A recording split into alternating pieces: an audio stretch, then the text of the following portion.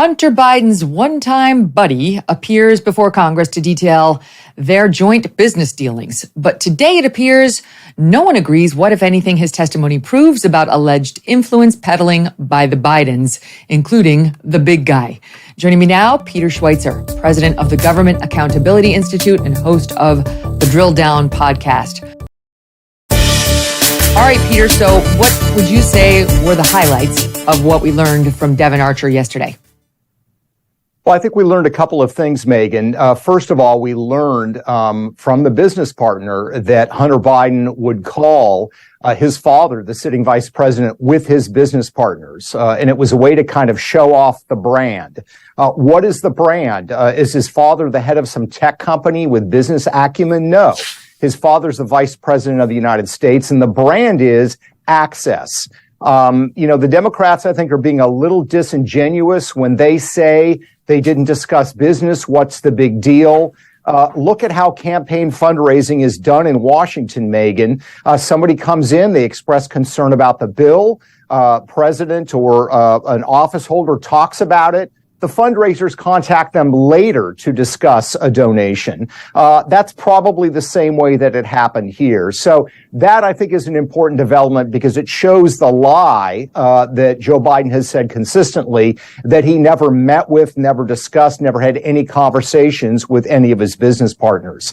The second thing from this testimony that's important, Megyn, is that Devon Archer said very clearly, and remember, Devon Archer served on the board of Burisma, this Ukrainian energy company, with Hunter Biden. He said that Burisma executives were pressing Hunter Biden to get the prosecutor fired. The prosecutor that was looking into the CEO of Burisma, issues related to taxes, financial irregularities, etc.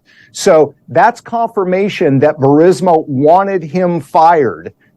You add to that evidence that Joe Biden bragging on video that he was the one that got the prosecutor fired by withholding U.S. aid. That, I think, is also an enormous development. So you have Devon Archer saying he knows firsthand that Burisma was speaking to Hunter about trying to get this prosecutor in Ukraine fired. They wanted this anti-corruption prosecutor, allegedly, off of their back. And we know from the laptop and other testimonials that one of the conversations that Joe Biden had was with Burisma, the executives, Hunter Biden, shortly before he fired that prosecutor. Now, years later, Joe Biden would tell us all that he had that prosecutor fired. He fired him back in 2015 when he was the vice president. He didn't speak to the Council on Foreign Relations about it until 2018, which is when this soundbite is from, the first half of this soundbite. But James Comer was on Hannity last night, and here's a bit of Joe Biden in 2018, and then Comer commenting on what he believes happened right after it. Watch this. Had gotten a commitment from Poroshenko and from Yatsenyuk that they would take action against the state prosecutor, and they didn't. So they said they were walking out to press conference. Said, "No," I said, "I'm not going to, or we're not going to give you the $1 billion." They said, "You have no authority. You're not the president." The president said, I said, "Call him." I said, "I'm telling you, you're not getting the $1 billion." I said, "You're not getting the $1 billion. I'm going to be leaving here." And I think it was, 6 hours? I said, "I'm leaving in 6 hours. If the prosecutor's not fired, you're not getting the money." Oh, son of a got fired. That's a quid pro quo, Sean. That's very illegal. We have evidence in this sworn testimony that from a fellow Burisma board member that they were pressuring Hunter to immediately get on the phone with his father and get this stopped. Because we do know that Archer reportedly yesterday testified that on December 9th, 2015, Joe Biden traveled to Ukraine to make this speech about corruption and so on. And then shortly thereafter, he made sure that they fired Shokin. And that was right after he and Hunter met with the Ukrainian business officials. Yeah, that's right, Megyn. This is an enormously important development, I think, what Devon Archer said, because it shows the motivation of Burisma to get this prosecutor fired. Remember, the consistent line from Team Biden and a lot of the fact checkers, so-called fact checkers out there, went along with it to say that no, the investigation was dormant. The investigation was really no longer existent. This is clear evidence that Burisma certainly didn't see it that way. And in fact, it wasn't until later that Burisma announced that they were no longer under legal jeopardy. So when this first came out, when that video was first released, and people were talking about the quid pro quo, I was kind of skeptical. But this new piece from Devon Archer, I think, conclusively shows that there's a connection between the two. Hunter Biden was not hired by Burisma because he had background in energy or Ukrainian policy or regulatory affairs. He was hired because of who his father was. He basically acknowledged that in a 2019 ABC News interview. And lo and behold, who's the one that later brags about firing the prosecutor that Hunter's employer wants fired? His father, the vice president of the United States. I don't think it gets too much, I don't think it gets more damning than that. And I think we have to really think about the legal standards here, Megyn. You're the attorney in this conversation. I'm not. But if the standard is we have to show a video of Joe Biden talking to his son, saying, I will get this done, that's a ridiculous legal standard. I think the evidence is clear cut. It's a quid pro quo, and Hunter Biden was paid in part to have his father take official actions on his behalf, and that includes getting this prosecutor fired.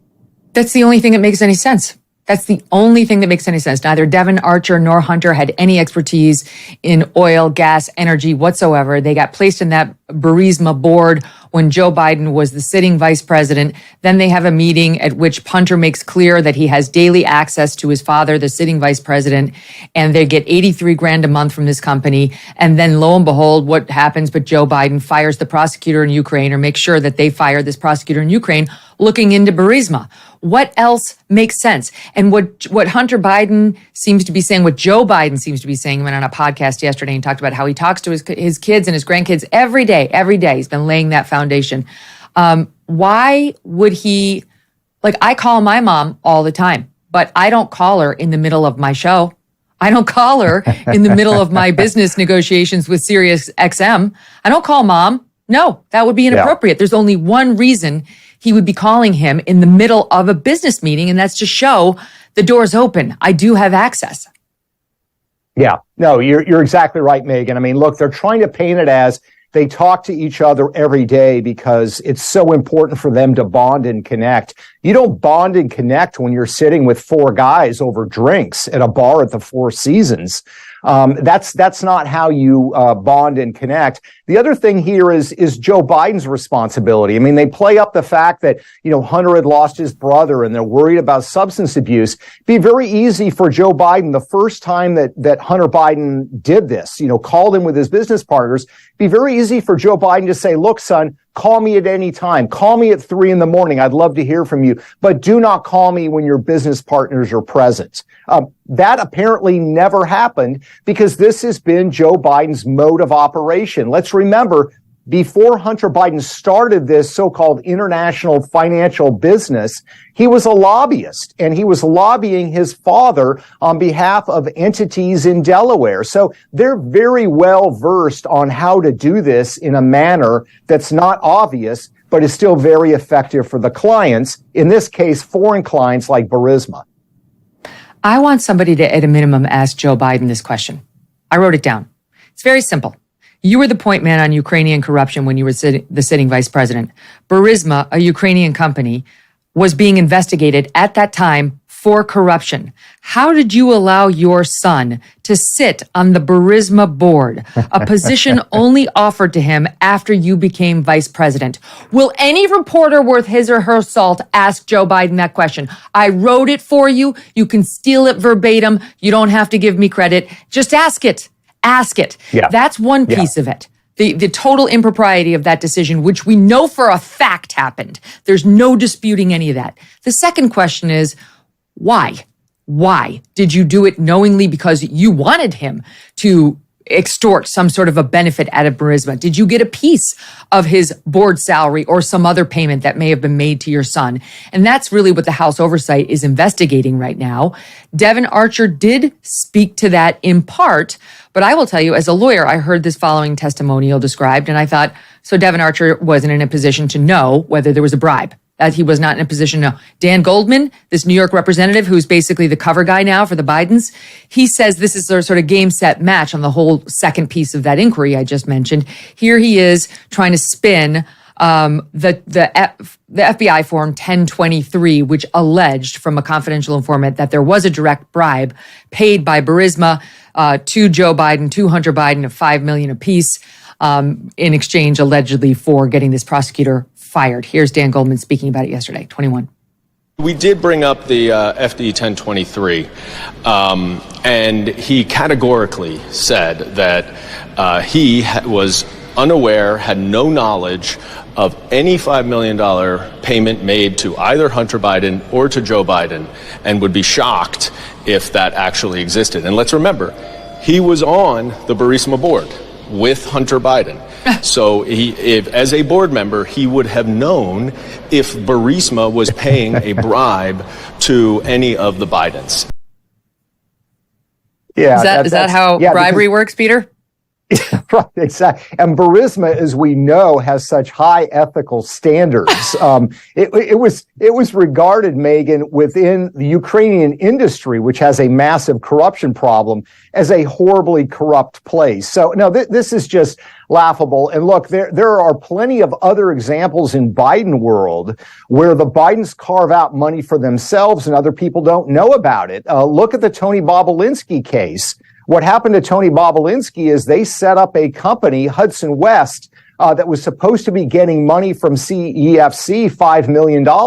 Hunter contacted CEFC and had it sent to his personal account instead of the corporate account. And Tony Bobolinsky didn't even know that that money had been transferred. So this idea that Devon Archer didn't know it didn't happen is just simply ridiculous. You're talking about paying a bribe to the sitting vice president of the United States. Do you think, listen, everyone in favor on the board, give an eye. You know, who is he? Dan Goldman kidding? Right. It went through the accounting department, I'm sure, and the check was cut, from Burisma to but yeah, it's just laughable. Look, this is the retreat that they have undergone. I think the real culprits here, I get that the Bidens are defending themselves and their political advisors and hacks have to defend them. The real culpable people here are the mainstream media, because they continue to cover for this. The New York Times is now sort of downplaying the Devon Archer testimony by saying, yeah, we kind of knew that Joe Biden talked to the business partners and associates. Well, no. If you'd read the New York Times over the last 5 years, you didn't know that because they haven't reported that. And they parroted the Biden line that there were no conversations. So it's really the media here. Where is the fourth estate that's supposed to be speaking truth to power, this being the most powerful man in the world right now? They're non-existent. A couple things to set that record straight. We've got, I think this was actually put together by Hannity, putting together like a string of the Joe Biden and the Hunter Biden, the Joe Biden comments about Hunter and his business. Take a look at this, SOT 22. Mr. Vice President, how many times have you ever spoken to your son about his overseas business dealings? I've never spoken to my son about his overseas business dealings. I have never discussed with my son or my brother or anyone else anything having to do with their businesses, period. And what I will do is the same thing we did in our administration. There will be an absolute wall between personal and private and the government. Do you stand by your statement that you did not discuss any of your son's overseas business dealings? Yes, I stand by that statement. I did not know he was on the board of that company. I've never discussed my business or their business, my sons or daughters. I never discussed a single thing with my son about anything having to do with Ukraine.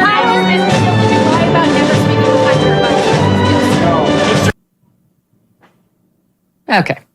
So he made very clear. I mean, I guess he was just like, are you at home in your living room, Hunter? Oh, okay, then we're good. And then we can talk. No, he was phoning in at least 20 times to these business meetings, or Hunter called him at these business meetings, and he knew very well what the purpose was. However, The spin continues from Dan Goldman. Again, spinner in chief. He's just downright dishonest. I'm sorry, but he is. That last soundbite shows it, but here he is, and now what's become in the past 18 hours an infamous soundbite. It's sandwiched in the middle of a bunch of nonsense, but where he tries to say, they would talk about the weather. Listen, SOT 20. He did describe that there were approximately 20 occasions over the course of their nearly decade-long business relationship that Hunter Biden would ask his father to say hello to whomever he was at dinner. He said there were some times when it was friends and sometimes when it was potential business partners. But the witness was unequivocal and stated very clearly that they never discussed any business on that phone conversations. There were niceties and there was a hello and we talked about the weather. If he says hello to someone that he sees his son with, is he supposed to say, hi, son? Oh, no, I'm not going to say hello to the other people at the table or the other people on the phone. The witness was very, very consistent that none of those conversations ever had to do with any business dealings or transactions. They were purely what he called casual conversations. Peter, Molly Hemingway writes in a piece in the Federalist today, while no one actually thinks Joe Biden has a secret interest in meteorology that he only shares with corrupt foreign oligarchs who happen to be in business with his son, the claim is ridiculous for another reason, which is, and she's giving credit to Larry O'Connor here, quote, understand this, Hunter getting Joe on speakerphone was the deliverable. Exactly right. Yeah, when I first heard him, Dan Goldman, say this, I thought, there are these things called weather apps. You don't need to call your dad to discuss the weather. I mean, you have weather apps. This information is not hard to get. But more to the point, look, in all of these dealings, the question I would ask Hunter Biden and I would ask Joe Biden is, what was your son's business? What services did he provide? Tangible services did he provide? Or what product did he provide for these tens of millions of dollars that flowed to him from China and Ukraine? Because he had no skill set, and we know the answer. The product was Joe Biden. And again, I mean, Dan Goldman knows this. It's the way fundraising is done in Washington, D.C. A lobbyist comes into the office. He's concerned about the bill. The senator or congressman talks with him about the bill. He doesn't ask them for a donation. He doesn't ask them to hold a fundraiser. That happens after the fact. A subordinate calls them. That's where the financial transaction takes place. It's the same thing here. These foreign entities were investing in the Biden family. In fact, Chairman Yi, who was the head of the CEFC, when he sent $6 million to Hunter Biden, he said, this is not just for you, this is for all the Bidens. So they all knew who they were in business with. They were in business with the Biden family. And I think as this investigation proceeds, Megyn, we're going to actually see more evidence that Joe Biden actually benefited personally from his son's, financially, from his son's overseas business dealings. You're right. What business were you in? What business were you in? That's a great question because it's very clearly the access business. My last name is Biden, and so is my dad's, and he's the sitting vice president. From the laptop, again, this is from the New York Post, there was an email September 22nd, 2011, where Hunter told Devon Archer that a Chinese mogul who secured them a multi-million-dollar deal, quote, loved him for his last name. A Chinese businessman, Che Fang, who was referred to as the super chairman by this pair, Devon and Hunter, helped Biden's firm, Rosemont, and another one. And then Hunter emailed Archer, I don't believe in lottery tickets anymore, but I do believe in the super chairman. When Archer questioned why Fang was so generous to Hunter, Hunter speculated that his favorable position had everything to do with his hyper-connected father. And to your point about what actual services could he provide? He wasn't an energy expert. This was a lie. There's no reason for Burisma to have him on the board. Something happened in court last week that Margot Cleveland of the Federalist was pointing out. I don't have it totally understood in my head, so forgive me. I'm going to try to go but from memory. But she was pointing out that the judge was saying to Hunter, in this plea deal, you're saying in the statement of facts that you provided legal services to this one Chinese mogul, and that's why you got this $1 million payment. And Hunter said, Yes. If memory serves, but I'm not 100%. And she's pointing out it was a clear lie. He got this $1 million check for the same reason he was on the Burisma board. They tried to paper it by making it look like they were paying him for legal services. But this is a pattern, Peter. It's a pattern. And now you've got, to your point about the media, the spin to try to like pretend that yesterday was an insignificant day and that all this stuff that went down with Joe Biden on the phone 20 times. Who the hell's getting on the phone with Romania? The Romanian businessmen when you're the vice president? That it all had to do with the tumult that was caused by the death of Beau Biden. It's the most cynical, disgusting spin. Some of that is in the soundbite I'm about to play you from this morning over on MSNBC, SOT 14.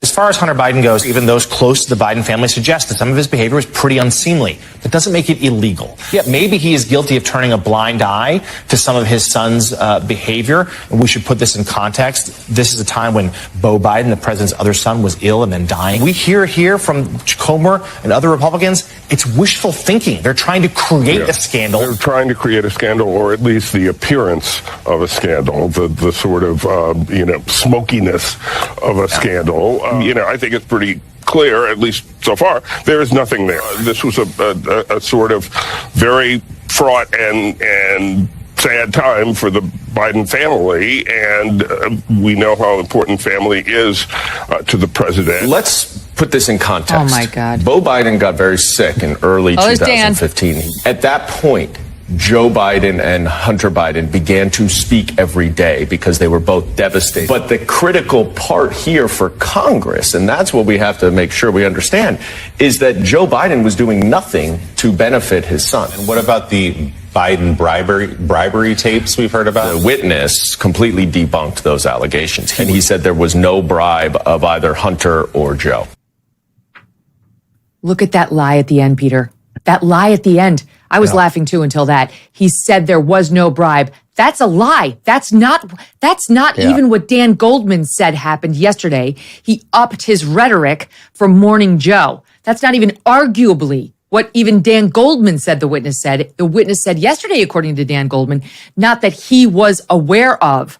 But he states it definitively there on MSNBC to their audience. And how about the nonsense about they were just too upset about Beau to realize that they were breaking laws?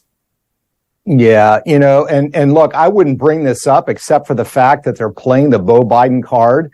I guess Hunter Biden was so distraught about his brother's death that he ended up having an affair with his brother's widow. While he was still married. I mean, it's just so ridiculous. And look, I think these sort of twisted logic, these distortions, in my mind, are a sign of desperation. I mean, it's becoming increasingly untenable. They keep shifting the goalposts.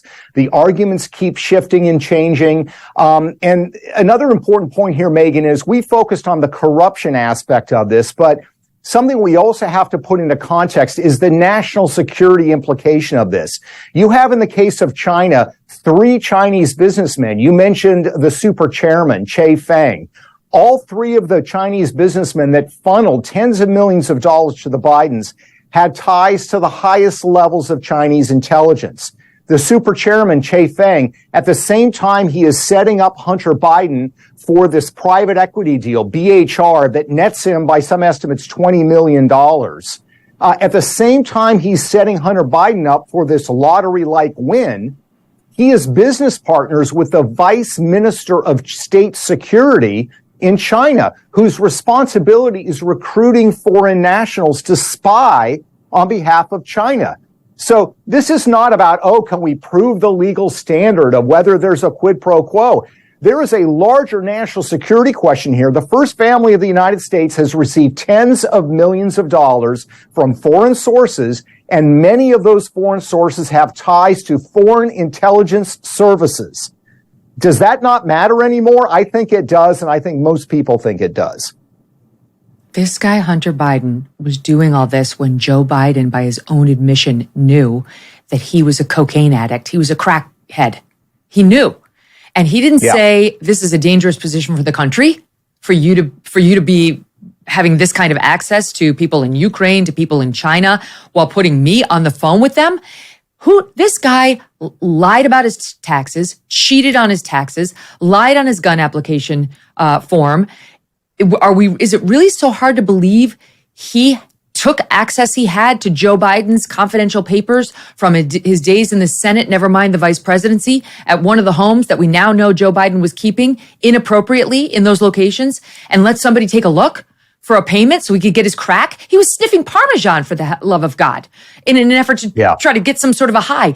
No one cares. Imagine if you had a prosecutor with the tenacity of Jack Smith on this case, Peter, instead of figuring out the Trump scheme to go talk to the guy who ran surveillance at Mar-a-Lago to see if whether a tape could be erased or not, something Trump denies. But imagine, this is what gets people so aggravated. They tell them there's no two systems of justice, that it was Trump's Justice Department that was weaponized, not Biden's.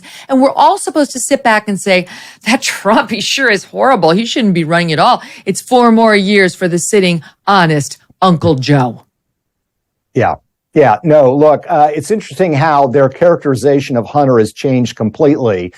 They argued for years he's a legitimate businessman. He was a Yale-trained lawyer. He got these deals because of his merit. Now they're saying, oh, well, he was just distraught and he was on drugs the whole time, which to me just doubles down on the question, then why do you think these foreign nationals were sending him all this money? Let's remember also another thing, Megyn, that Joe Biden apparently went along with, which is in 2014, the U.S. Senate released this back in 2020. In 2014, Hunter Biden said, I no longer want Secret Service protection.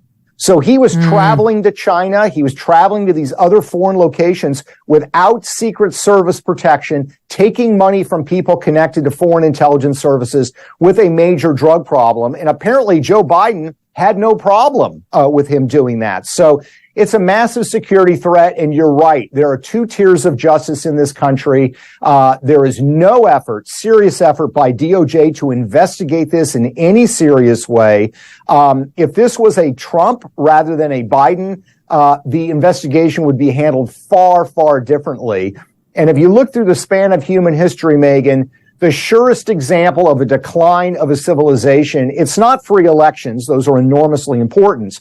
It is when the criminal justice system is seen as totally corrupt and favoring a select few. That's when you see the decline and collapse of civilizations. And people are starting to seriously distrust our criminal justice system in this country, I think for good reason. Thank God Republicans won the House. Thank God they won the House. You people out there, you voters, you can do what you want when it comes to the White House. That's up to you. Do not give up divided government. Otherwise, we're not going to know any of this stuff. The only reason we know this stuff is because you people, voters, you voted in divided government. And that is a blessing. Peter Schweizer, so are you. Thank you so much for being on with such clear, concise explanations of it all. It's always a pleasure. Thanks, Megyn. Wow.